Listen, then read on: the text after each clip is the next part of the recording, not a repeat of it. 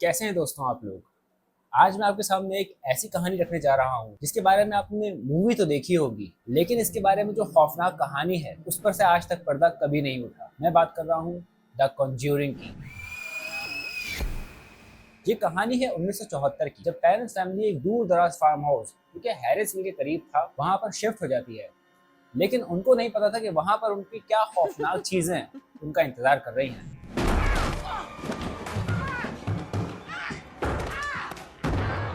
Parents family जब शुरू शुरू में उस फार्म हाउस में जाती है तो शुरू में तो वो लोग बहुत ज़्यादा खुश और एक्साइटेड होते हैं, लेकिन उनको नहीं पता था कि दूर कहीं छुप कर उनको कोई देख रहा है। पेरेंट्स फैमिली को अभी इस फार्म हाउस में ठहरे कुछ दिन ही गुजरे थे कि उनको अपने दूसरे कमरों में से अजीबोगरीब आवाज़ें सुनाई देने लग गई, या कभी उनकी छत के ऊपर से खोटम फीटी की कोई आवाज़ें आने लग जाती। इसी तरह से उनके बच्चे कभी कभार डर कर उठ जाते।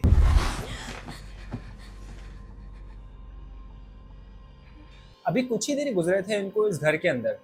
जो कैरोलिन पैरन है वो अपने शौहर से पूछती है कि ये क्या हो रहा है, अजीबोगरीब आवाज़ें आ रही हैं। लेकिन उस पर रॉजर पैरन कैरोलिन को बोलता है कि कुछ ऐसा खास नहीं है, ये जो बस दीवारें हैं ये अपनी बुनियादें मजबूत कर रही हैं और कुछ नहीं। लेकिन उनको नहीं पता था कि ये बुनियादें तो बहुत पहले से मजबूत हो चुकी हैं। असल इसके पीछे वाकयात और असल पीछे इसके वजूहात कुछ और हैं। इस तरह के बहुत सारे वाकयात आए दिन होते रहे, हत्ता कि एक दिन ऐसा आया जब उन पूरे घर वालों के सामने एक दरवाज़ा खुद ब खुद बंद खोल होने लग गया। इस दिन पेरेंट फैमिली को एहसास हुआ कि ये लोग इस घर के अंदर अकेले नहीं हैं, इनके साथ इस घर में कोई और ज़रूर मौजूद है।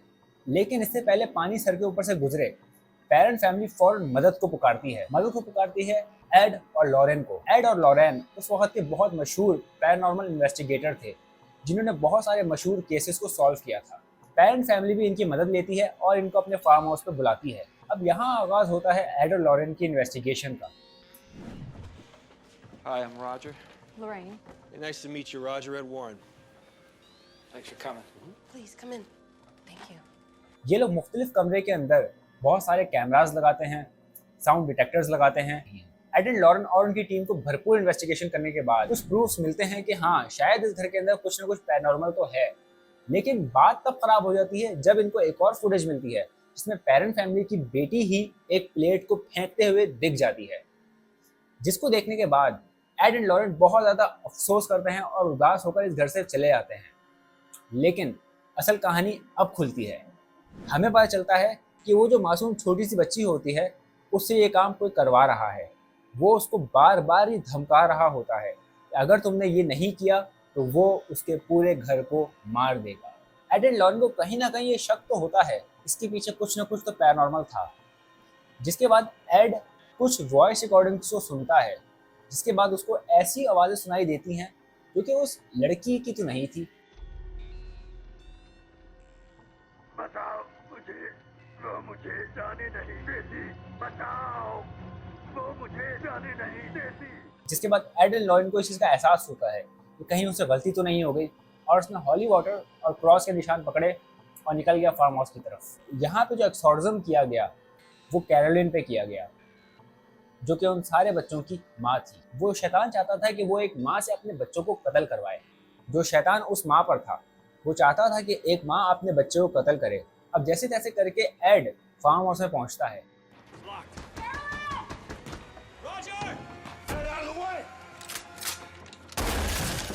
वो देखता है कि कैरोलिन आपस से बिल्कुल बाहर हो चुकी है और अपने बच्चों के पीछे ही हाथ धोकर पीछे पड़ चुकी है। इतने में रॉजर, जो कि उसका शौहर था, और एड की टीम के कुछ लोग कैरोलिन को पकड़कर एक कुर्सी में बांध देते हैं। अब यहाँ पर एक ऐसा मंजर देखने को मिलता है जिसके बाद हर किसी की आंखें खुल गई। वो देखते हैं कि कैरोलिन की चेयर खुद ब खुद हवा में लेविटेट होने लग जाती है, जिसकी वजह से सबका यकीन पुख्ता हो जाता है कि ये यकीनन कुछ ना कुछ पैरानॉर्मल ही है। यहाँ पर एड अपना एक्सॉर्सिज्म शुरू करता है। एड ने अभी अपना एक्सॉर्सिज्म शुरू किया ही होता है, इतने में पूरी चेयर लेविटेट करना शुरू कर देती है।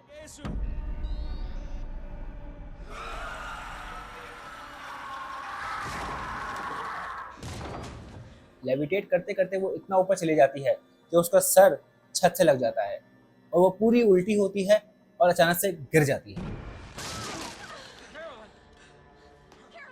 गिरने के बाद उसका सर सीधा जमीन पे लगता है। इतने में जो बाकी के लोग होते हैं वो उसको दोबारा से उठाकर सीधा करते हैं। एक्सोरिज्म अभी चल ही रहा होता है कि कैरोलिन मुख्तलिफ आवाजों में चीखना चिल्लाना शुरू कर देती है और उसके मुंह से खून की उल्टियां होना शुरू हो जाती हैं। वो कहती है कि मुझे छोड़ दो, मुझे जाने दो, मुझे बचाओ। लेकिन एड के एक्सोरिज्म में इतनी ताकत होती है कि वो शैतान भाग नहीं पाता और वो शैतान बिल आखिर हार मान जाता है और यहाँ पर एक बार फिर से अच्छाई की बुराई पर जीत हो जाती है। और इस तरह से एक्सोरिज्म से एक बार फिर से एक शख्स की जान बच जाती है। लेकिन एक एक्सोरिज्म ऐसा भी है जिसने एक लड़की की जान ले ली। मैंने इस पर वीडियो बनाई हुई है। इस वीडियो का नाम है द एक्सोरिज्म ऑफ एमिली रोज।